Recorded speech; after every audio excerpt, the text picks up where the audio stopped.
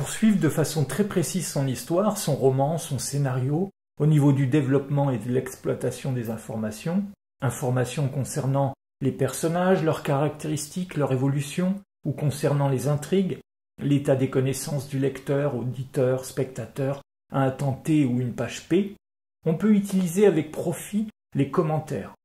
Personnellement, ils m'évitent pas mal d'erreurs ou de pièges dans lesquels je tomberais sans eux. Pour créer un commentaire, si vous l'ignorez, vous sélectionnez la portion de texte le concernant et vous activez le menu Insertion, Commenter. Ou mieux, car plus rapide, vous utilisez le raccourci qu'on nous rappelle à côté de cet item de menu, commande, majuscule, étoile. Voyons immédiatement comment supprimer un commentaire. Il suffit de cliquer sur la croix qui se trouve dans le commentaire lorsqu'on le survole avec la souris, en haut à droite. Pour mieux lire les commentaires, on peut aussi vouloir régler la taille du texte, le zoom. On contrôle-clique dans l'inspecteur, dans la zone des commentaires, et on choisit le zoom voulu dans le menu contextuel qui s'ouvre.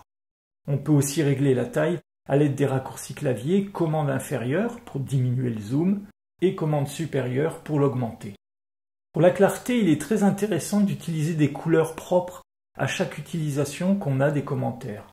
Par exemple, une couleur pour les caractéristiques des personnages, une couleur pour l'évolution des intrigues, etc. Pour ça, on contrôle-clique sur le commentaire et on lui choisit une couleur.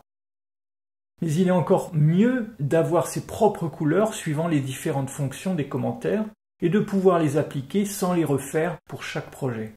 On va donc créer notre propre palette de couleurs.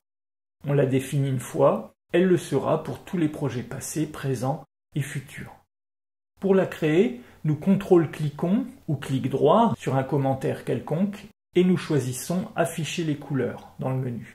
Cela ouvre la palette des couleurs. Nous choisissons le troisième onglet qui permet de définir ses propres palettes. On clique sur la roue crantée et on choisit l'item Nouveau pour créer une nouvelle palette sans nom encore. Renommons-la tout de suite en choisissant l'item Renommer. Je l'appelle Suivi Histoire. Notre palette est créée, mais vide. Nous allons pouvoir définir ses couleurs. Nous commençons par définir un jeu de couleurs. Je me place par exemple sur l'onglet des crayons, je supprime le jeu de couleurs existant et j'en crée un nouveau. Là, évidemment, pour l'illustration, je ne fais aucun essai, mais il faut choisir ces couleurs avec soin pour qu'elles soient praticables. Ici, elles sont beaucoup trop fortes, ce qui fait que j'aurai du mal de voir les textes et elles seront un peu trop visibles. C'est pratique pour illustrer ce tutoriel, pour bien voir, mais dans la vraie vie, choisissez des couleurs plus douces en général. Maintenant que nous avons notre jeu de couleurs, nous allons créer les couleurs de notre palette Suivi Histoire. On choisit une couleur du jeu et on clique sur le bouton plus. On la renomme en double-cliquant sur son nom par défaut. Je lui donne par exemple le nom Caractéristiques personnage. Je peux faire la même chose pour d'autres catégories comme information majeure, information mineure, information changeante comme les fausses pistes par exemple, nœud important, données personnages, données décors et toute autre catégorie dont vous pouvez avoir besoin ou envie au fil de l'écriture. Notre palette est prête, nous pouvons facilement l'utiliser avec nos commentaires. Comment vais-je l'utiliser? C'est très simple, au fil de ma rédaction, j'ajoute des commentaires sur les passages qui contiennent une information que je veux pouvoir suivre. Lorsqu'un passage traite d'une caractéristique de personnage, je l'indique avec un commentaire. Lorsqu'un passage donne une donnée objective du personnage, son âge, le nombre de ses enfants par exemple, je l'indique également. Lorsqu'un passage traite d'une fausse piste, ce que j'appelle une information changeante, je l'indique. Lorsque le passage concerne ou amorce un nœud important, j'y mets un commentaire. De cette façon, j'arrive à une liste importante de commentaires utiles, c'est-à-dire qui me renseignent sur l'état de mon histoire à un moment M donné. Comme vous pouvez le voir, avec les couleurs que j'ai choisies, il est impossible de voir les textes que j'ai commentés.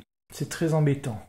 Mais comme Scrivener a pensé à tout, il est tout à fait possible de masquer ce surlignement. La manipulation n'est pas compliquée, mais elle n'est pas évidente à retenir car elle nécessite deux opérations.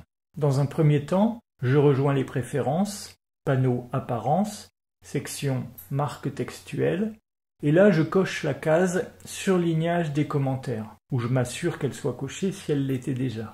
On pourrait penser que je les active en la cochant, Mais si vous lisez bien, il est écrit hide markups hides, ici au-dessus, ce qui signifie que la fonction cache balisage va cacher les éléments cochés. Et comme vous pouvez le lire un peu plus bas, ici, l'item hide markups, c'est-à-dire masquer le balisage, s'active par le menu View Text Editing, c'est-à-dire le menu Présentation, Édition du texte, comme je peux le voir ici, en grisé puisque la fenêtre des préférences est ouverte. Maintenant, si j'active cet item Présentation, Édition du texte, Masquer le balisage, le surlignement de mes commentaires disparaît et je vois quand même beaucoup mieux mes textes, non? Revenons à notre méthode. Ces bienfaits sont doubles. D'un côté, on peut voir, en lisant les notes dans l'inspecteur, comment évoluent les informations, comment évoluent les croyances, comment se construisent peu à peu les personnages. C'est le premier effet de cette méthode. Le deuxième effet n'est pas moins intéressant. Il permet de retrouver extrêmement rapidement le passage du roman, du scénario, du document quelconque, où telle information est posée, où tel événement important survient, où telle fausse piste est amorcée. Il est alors très simple et rapide d'en reprendre connaissance, ou de le modifier si nécessaire, simplement en cliquant sur le commentaire. Voilà, j'espère que cette méthode vous permettra de gagner un temps précieux et de développer vos histoires plus confortablement grâce à Scrivener. N'hésitez pas à partager en commentaire de cette vidéo, cette fois, l'utilisation que vous en faites ou que vous en ferez dans votre propre travail. D'ici là, profitez bien de Scrivener.